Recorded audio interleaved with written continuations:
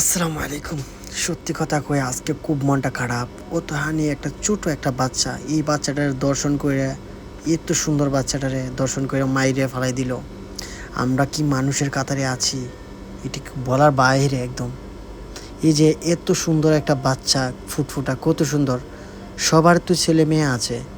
এ তো একটা সুন্দর একটা মেয়েরে নিঃস্বভাবে এটার মানে মানুষটার মাইরে ফেলাই দিল। আমরা কি দেশে আছি? কি দেশে আমরা চলাফেরা করতেছি? আমাদের তো মানে এখন বোন, বাতিজি, বাগ্নি এগুলা নিয়ে আমরা এখন খুব টেনশনে আছি যে আমাদের দেশের পরিস্থিতি এত খারাপের দিকে যাইতেছে। এটা আমরা প্রশাসনের আওতার ভিতরে আনতে চাই এবং আমাদের এইসব জিনিস দেখে আর ভিতরে বাদ যায় না। আমরা প্রবাসে থাকি, আমাদের বাগ্নি আছে, ভাতিজি আছে। আমরা তো একটা নিরাপত্তা চাই। কারণ হচ্ছে এটি দ্রুত আইনের আওতায় আনা হোক এবং এটি সুষ্ঠু বিচার হোক।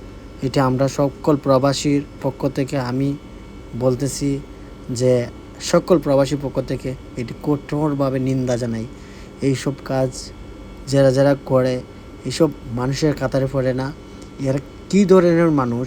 একটা মানুষের দর্শন করছে, কইরিয়া এটা জব করলো, মানে কলা আলাদা করলো, চুলও ফালাইলো।